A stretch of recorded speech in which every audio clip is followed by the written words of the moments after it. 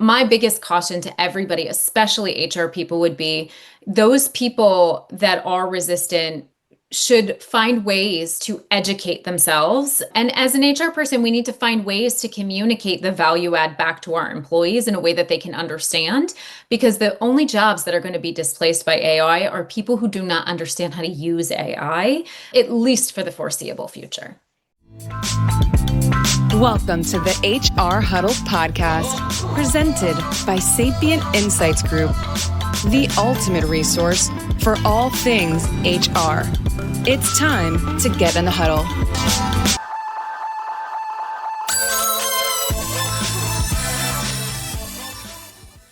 Hey everyone, welcome back to the HR Huddle. I'm your host, Teri Zipper. I'm the CEO and managing partner at Sapient Insights Group, and I'm back for another exciting episode of HR We Have a Problem. This is the show where we like to break down the big and most relevant HR issues of the day.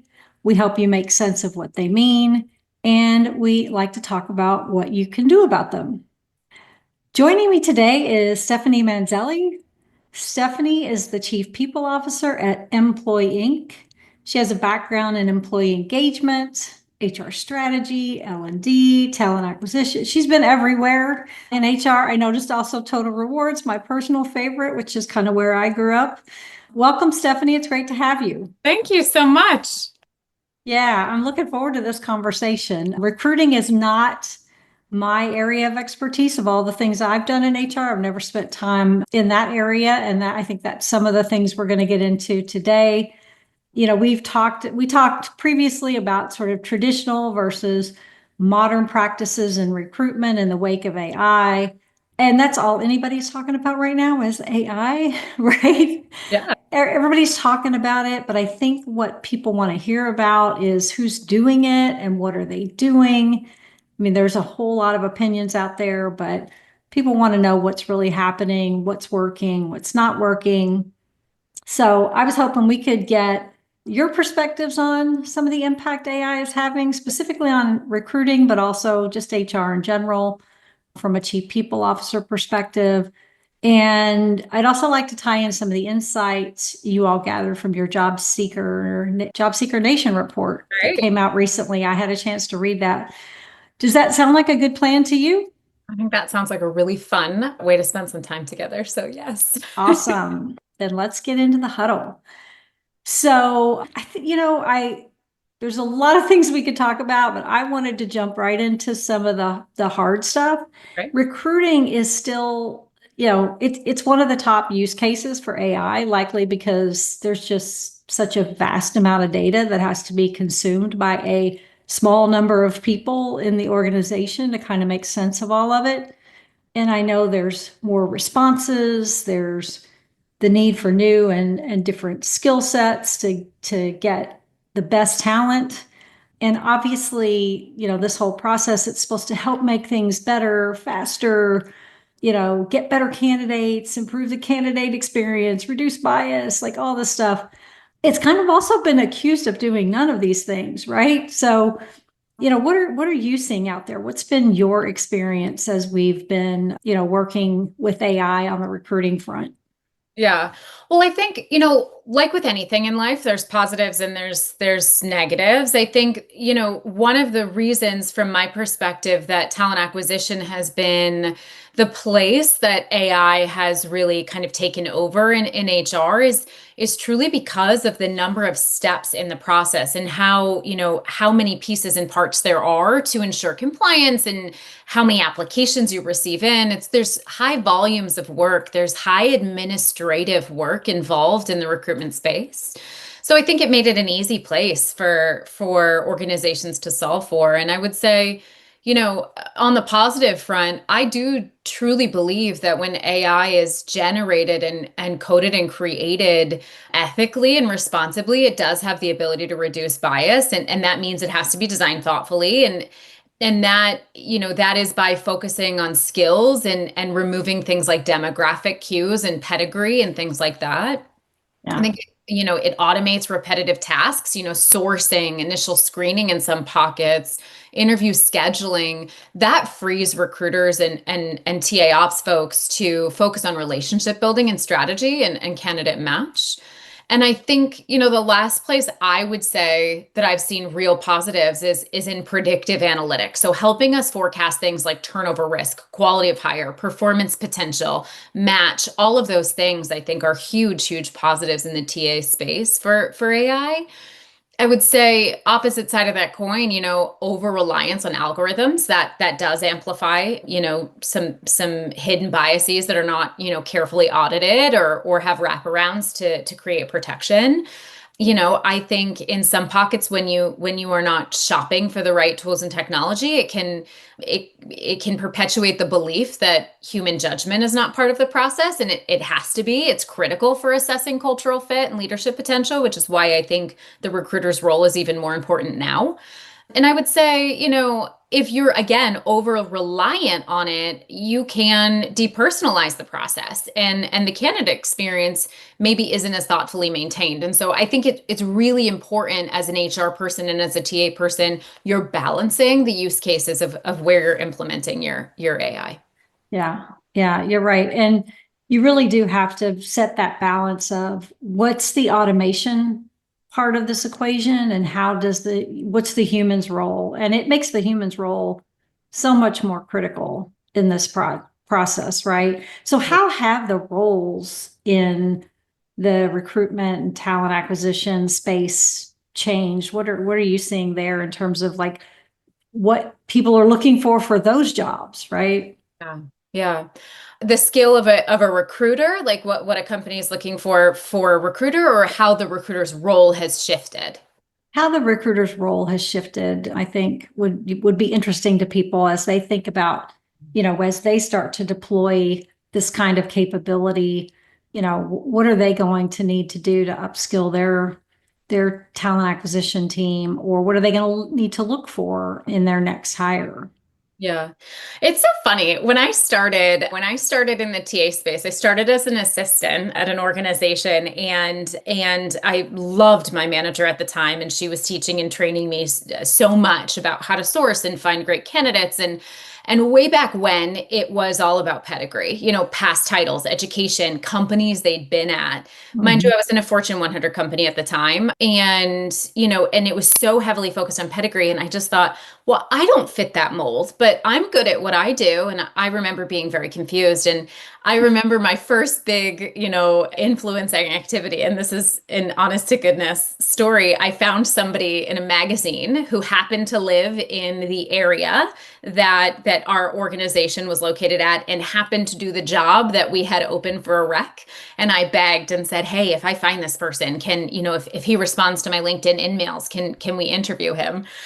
And I don't know why that popped into my mind other than to say, I just remember starting out and really it was so focused on pedigree and making sure that somebody fit the checkbox or the checklist that was on a job description. And I think, we relied really heavily on resumes and cover letters and manual screening and hiring manager intuition. We used the word candidate fit a lot. And that sometimes was at the expense of efficiency or of objectivity. I think we were very process driven and not necessarily candidate centric simply because of the volume of things that TA professionals had to process.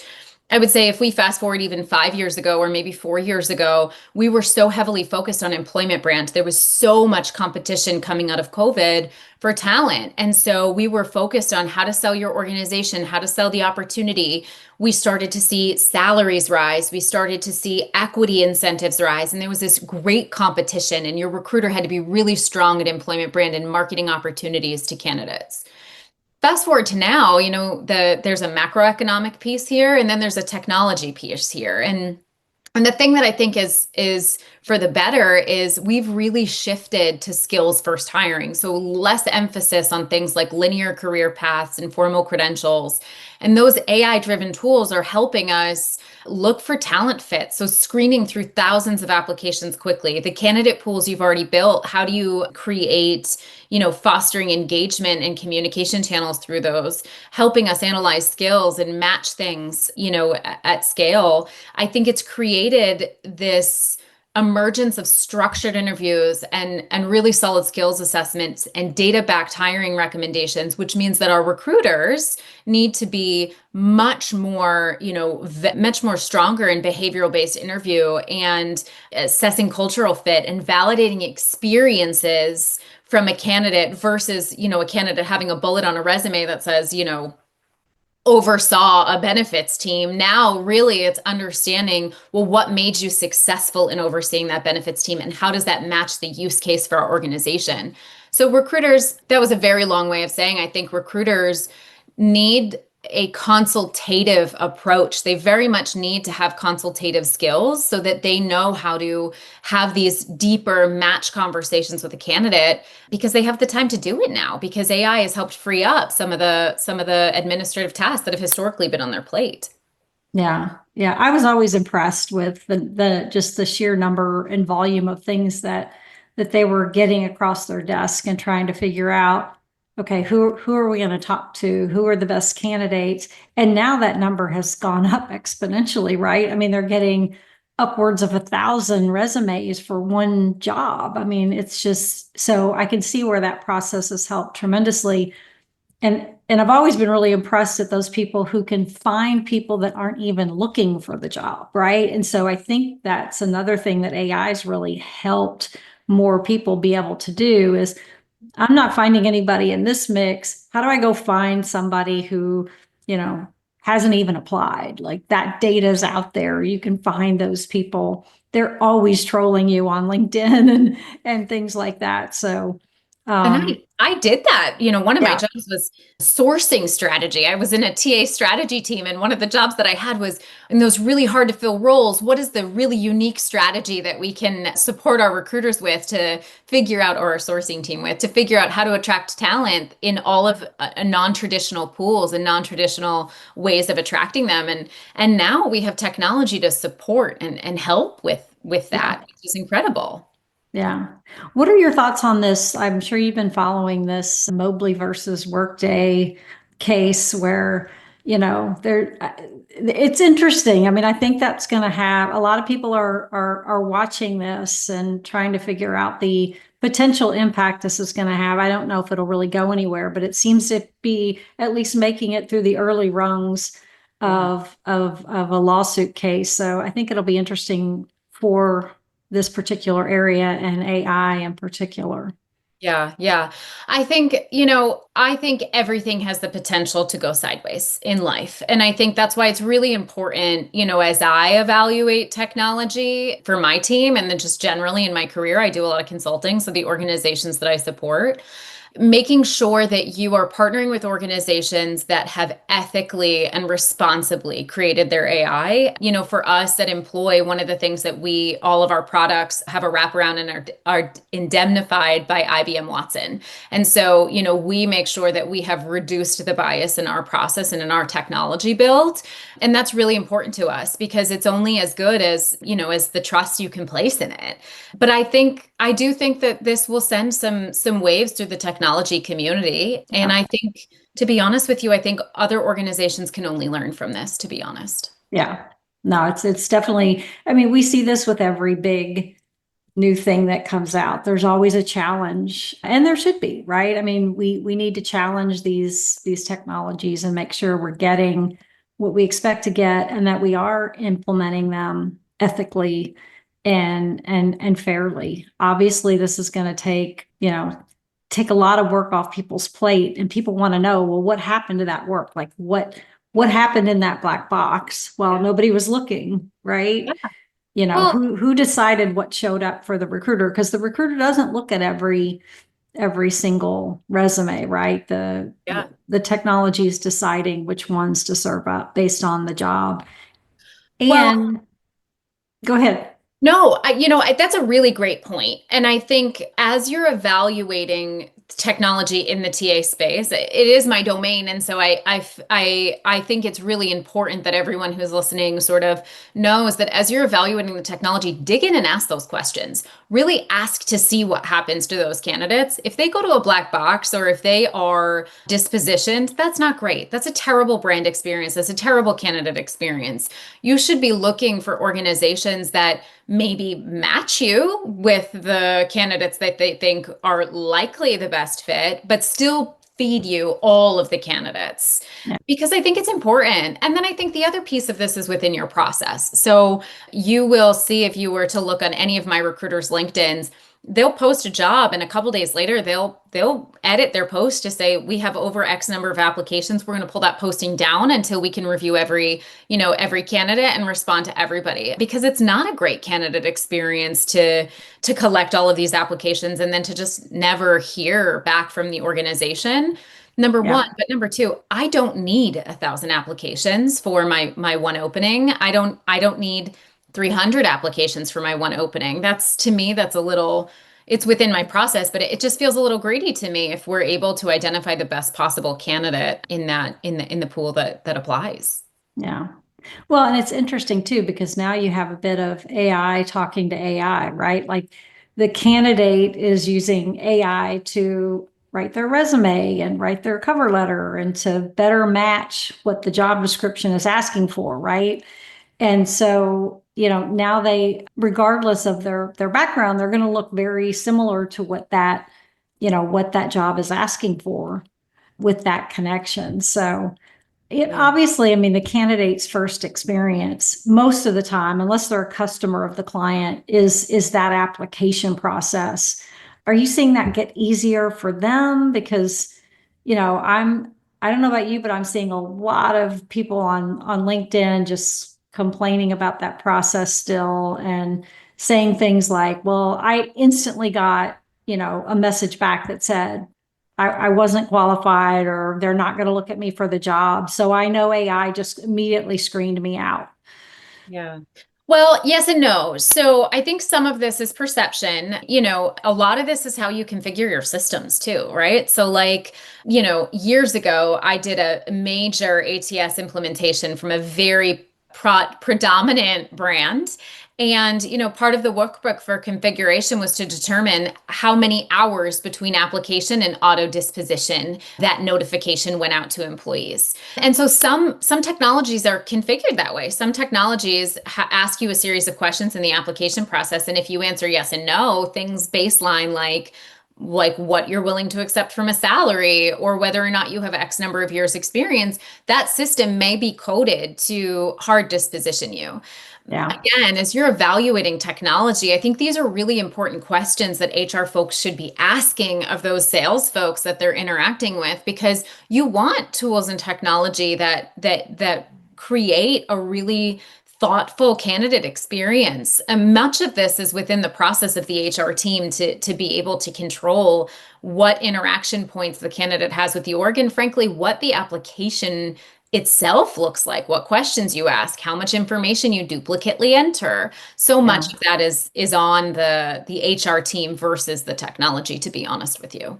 Yeah. No, that's a really good point. I think an implementation is always to me where technology goes wrong because you sit through these demos and everything looks fantastic. You're so Yeah. excited. This is going to be great. It's going to help our candidates. It's going to help our recruiters. It's going to Yeah. help our leadership because we're going to be able to give them, analytics and all this kind of stuff. And then we go through the implementation. Everybody's like, this isn't really working like we thought it was going to work. Well, that's because there was some gaps in the implementation process. There were things that didn't get done or change management work that didn't happen or sometimes I think people don't really know how to answer the question when they're going through an implementation because they haven't done that before.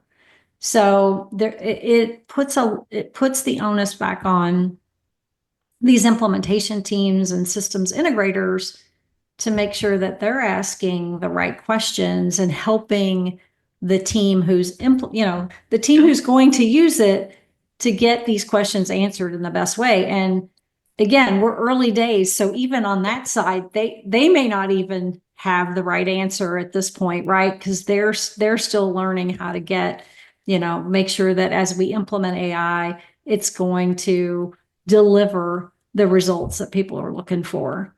I think that's true. I also think, there's an inherently flawed process within the implementation of technology, whether it's an ATS, whether it's an LMS, whether it's an HRIS, whatever the tool is that an HR person is implementing. To Yeah, be honest with you, some of these big brands, they use third parties. They don't have in-house implementers. And so they might right. be somebody that's certified to implement, a big name ATS or a big name HRIS, but they may not, be somebody that understands the inner coding and the bits and pieces of that. For us, our professional services team is internal, but that's another great thing. When you are in as an HR person evaluating technology, no matter what it is, really stripping back the process and really going into that RFP or those demos, understanding what it is that you need, what is your success criteria, what is your process, and then you can ask laser focused questions through either the evaluation or the implementation that helps you get the net result that you need. So often we know we have a need. I knew that I needed a leave management tool, but I'd never implemented a leave management tool in the past. And so I didn't know what questions to ask. And so, I went to my network. I started to look at the organizations that we were evaluating and saying, what does your implementation process look like? What is your checklist? What is your, workbook? So that I could understand what are the implications to the decisions that I'm making. So much of that prep work we often overlook because we say we have a need and we just want to fill the need. There's a lot of prep work to do to make sure that you're selecting the right tool and technology. And you should always be partnering with vendors that are supporting you either with toolkits or resources or sharing this information through the process so that it makes it easier for you on the implementation side. Hey friends, Marnie Robbins here, host of Vibe Makers, a podcast now on the Work Defined Network. Look, we all know workplace culture doesn't come from a slide deck. Gross. It comes from people. So on Vibe Makers, I talk to the folks shaping the experience of work from the inside out. The HR and people ops folk, founders, leaders, and misfits building culture through small bets, big beliefs, and a whole lot of trial and error. No fluff. Well, maybe a little fluff, but mainly just candid talk about what happens when you stop duct taping your culture together. Come check us out. Listen to Vibe Makers wherever you get your podcasts. Yeah. And our need to get things done faster has only gotten worse, right? I mean, it's that whole planning phase. As somebody who's spent, a lot of my time in project management and change management, it's that there's when you're doing those things, my favorite saying is there's never time to do it right, but there's always time to do it twice. Because how many people do you work with that are just like redo the implementation Yes. a year later because Yes. they didn't take the time to get it right the first time? And I think we're going to see just as much of that now with the implementation of AI because there's still a huge change management component of this, right? It's not just going to take over and start running things. You're still going to have a big impact to your people, how those new job processes, what they look like, how people's roles are going to evolve. I know you've had some background in that, just on a global scale. What are you seeing there? Like, how are you seeing are you seeing a change in the way people are approaching change management in terms of these implementations? And what does that look like? Yeah, for sure. I definitely am. I do think though that's a place that I would caution all HR people that we need to focus more on. If you were to laser focus on a couple of things as we get through what I am affectionately calling the great transformation, I think change management is a huge piece of it. I think, we are when it comes to AI, there's a lot of different things out there right now, but there's a lot pointing to the fact that AI will sit within the HR domain for organizations in the future. And that has everything to do with the fact that at the heart of it, forget the technical pieces of it, at the heart of it, HR sets policies, sets process, trains and teaches, enables, sets guardrails and governance. does the auditing work in many organizations. And so there's a lot of research out there saying that HR will have AI governance within its domain as we start to iterate on all of the things that are coming out and being implemented in orgs. And a big piece of that is change management and ensuring that you have the right use case, you have the right story for what is this going to, what's the value add back to the business and to the employees, because it cannot just be about the organization's value for, for implementing whatever piece of technology you're implementing. How does it actually help your hiring managers? How does it help your people managers and your employees at large? But then there's a piece of this that is training. I see time and time again that companies have implemented AI and just tell their employees, you're going to use this chat GPT license to find 20% efficiency in your day. Well, did you teach them how to set the prompts, how to ask ChatGPT? Did you teach them what you can put in ChatGPT? You can't throw a whole bunch of resumes in there and say which is the best candidate based on this job description. That's not ethical. That's not a great way to use it. And it's sharing proprietary information to generative AI. And so, as a change management, we have to teach people how to ethically and responsibly use the tools that we're implementing. But not just that, how to efficiently use these tools. Because if you're not using it efficiently, then the purpose is not realized for the tool that you've implemented. And so I think as it relates to change management, the biggest place is going to be in walking people through the value add back to their day to day. But bigger than that, teaching and training and guiding them on how to use these tools to the best of their ability. And then finally, auditing your process. I'm a huge believer in iteration and human centric design. And, as an HR leader, I audit my team. I audit the tools that we use on a regular basis. And the criteria looks different depending on the thing. But I think it's really critical, especially as we're relying on technology a little bit more, that we get comfortable with the things that we implement for our teams and that they're being utilized to the degree that we anticipate they will. Otherwise, the modeling that we pull together that justifies the tool implementation falls flat. Yeah. Yeah. Well, and the other thing is, I think there's resistance to this, right? So in addition to that training, people can know how to use it, but if you don't understand where the resistance is and what some of those challenges are, all the training in the world may not help them get to where they need to be, right? So it's overcoming that resistance. And this in particular, there's probably more resistance than ever because people are, seeing AI still as a threat to their jobs, right? And we haven't done a good job, I think, as organizations. I'm sure there's some out there that have, but many just have not responded to that. Like they're not sure what to say or how to say it or how to bring people along in this AI journey yet. Yeah. So I think that's going to be the other, part of the challenge for organizations is getting through that. Yeah. And helping people with, up their skills. I totally agree. I think resistance comes from fear, right? And so if we use the example that you just shared of folks, being hesitant or resistant because, they think it's going to take jobs, for example. This is just another phase of our evolution. I really firmly believe that. I think, it's a very silly example. Hundreds of years ago, the printing press. You put all of the little letters in there and you make sure the ink is loaded and you print one at a time, right? One document, one book, whatever it is, you print it one at a time. And then technology advanced and you're printing multiple at a time. And there's a person, pressing the button one time and a bunch are coming out and so on and so forth. And we continue to evolve through history all the way to now where a newspaper is digitally generated on a computer. There is still a writer writing the newspaper. It goes to a printing press. There are thousands that come off at a time. They're then bundled up by a person and they're, brought to people's homes or digitally downloaded from your, your Kindle or your phone or what have you, however you choose to consume news. This is just another version of iteration over time. We don't have people working on, looms anymore making cloth. They're created differently through different types of technology. And the person that manned that process, that role evolved. And so my biggest caution to everybody, especially HR people, would be those people that are resistant should find ways to educate themselves. And as an HR person, we need to find ways to communicate the value add back to our employees in a way that they can understand, because the only jobs that are going to be displaced by AI are people who do not understand how to use AI, at least for the foreseeable future. I Yeah. really believe that. Yeah.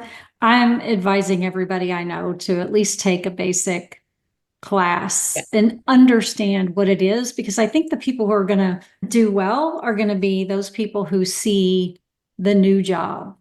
I've been in many organizations where I just basically created myself a new job based Yes. on what was being dictated by the client and what people were asking for and looking for. You end up getting promoted into jobs that didn't exist before. And so some of these, I think for every job that gets eliminated, there's probably going to be two new jobs that somehow get created, right? I mean, this is just the way it goes. And so as you're going through this process, a lot of people are going to be thinking about what job is going to need to be created as a result of this new technology, not necessarily as a result of this job going away, but here's this new technology and this new capability. And now somebody needs to do these things, right? And I think if you're thinking about that type of thing, you're going to be in a good place. I agree. I agree. One of my team members asked ChatGPT, "Are you going to replace my job?" Just for fun, just to see what it came back with. And ChatGPT came back and said, "No, there's going to be a whole new slew of roles that are generated as a result of generative AI and the use cases within a business." And it gave some examples of different types of positions that would be needed or needed in more demand than we have available from a talent Yeah. resourcing perspective. So it's fascinating.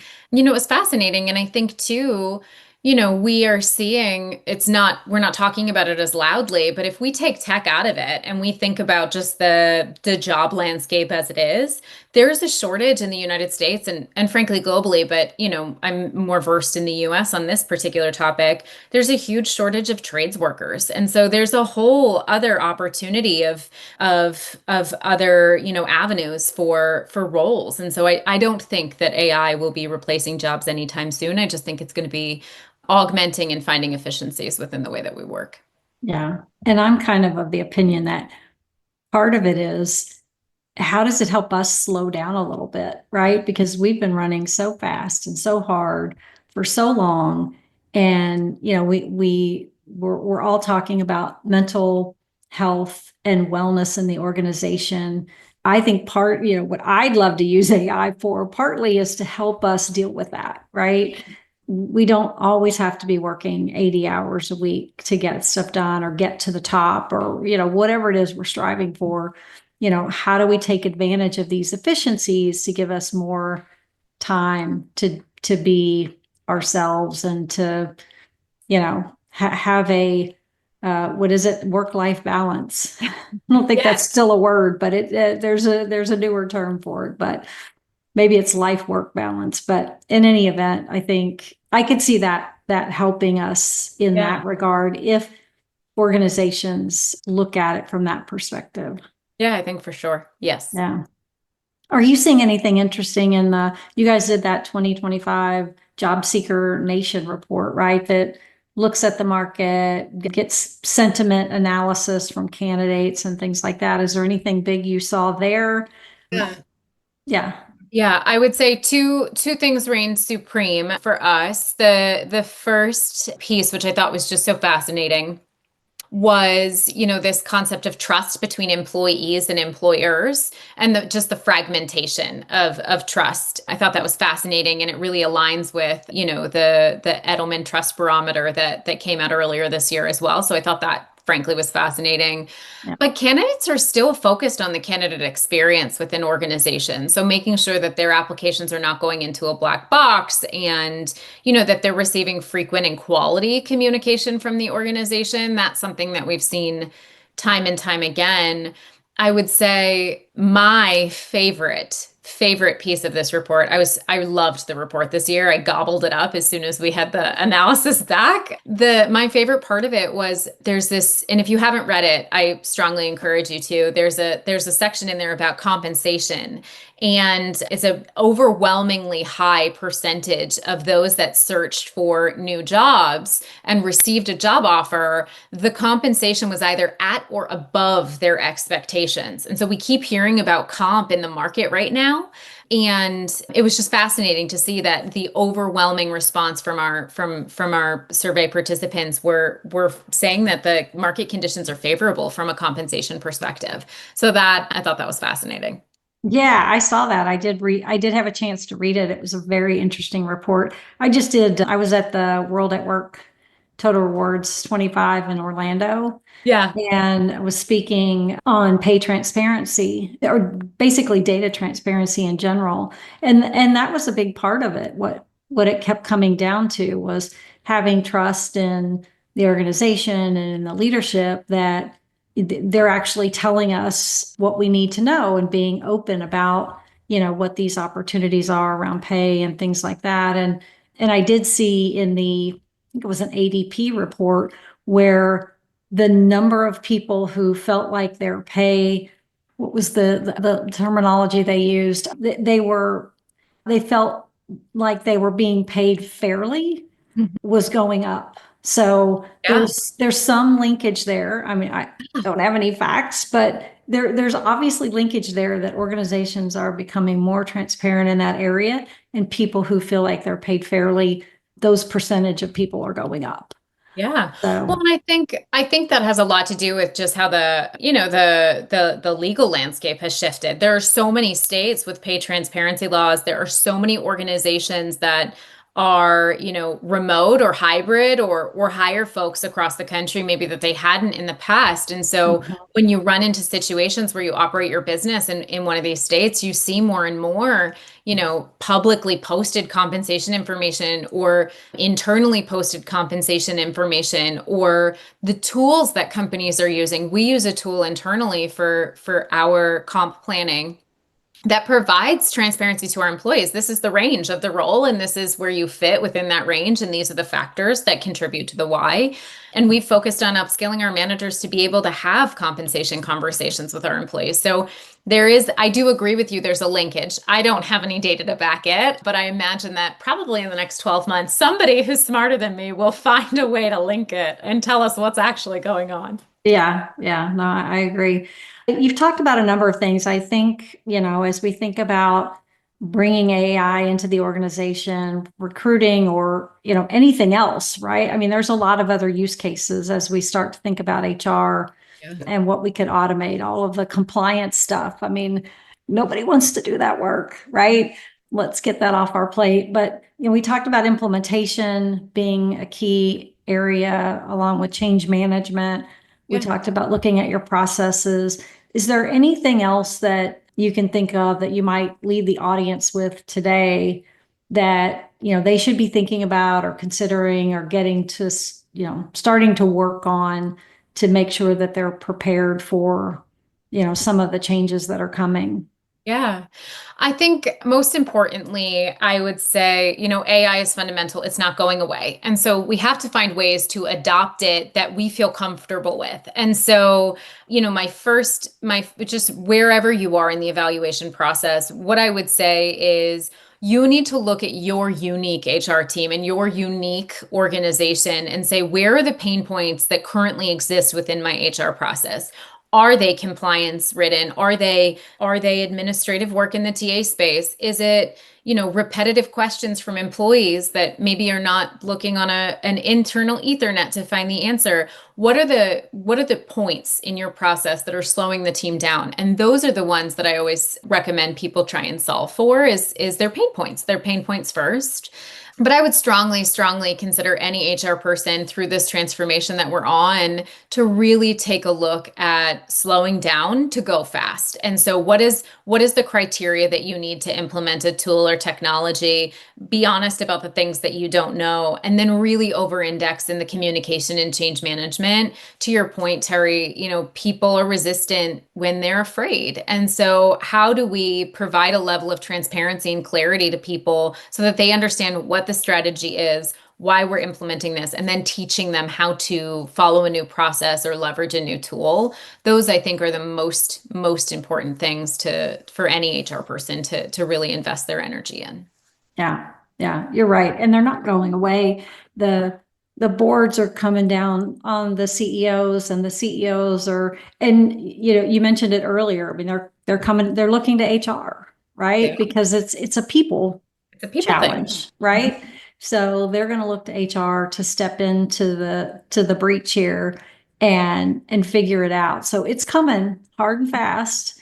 So get ready, right? Yeah. Learn as much as you can. I'm sure a lot of people out there are, but it's not going to slow down for Yeah. sure. No, I completely agree with you. I completely agree with you. Yeah.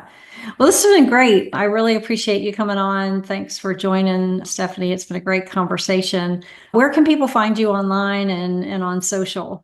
Yeah, I'm on LinkedIn, Stephanie Manzelli on LinkedIn. I absolutely would love to connect and chat with people more on this particular topic. And you can learn more about Employ Inc. at employinc.com and the applicant tracking systems and AI companions that we have. Awesome. Well, I want to encourage people to be sure to listen to Stacy and Clip spill some tea next week on the HR Tech. And I want to thank our producers, Brand Method Media Group, our marketing team, and I want to thank you for tuning in. We really appreciate you listening. That's all the time we have this week for HR We Have a Problem. If you enjoyed the episode, I'd love it if you'd subscribe. Also, leave us a review or send me a message. Find me on LinkedIn, send me a message. Let me know what you want to hear about. We'd love to be talking about the things that are top of mind for you and help you figure them out. So we will be back in 2 weeks with another episode of HR We Have a Problem. Thanks, everybody.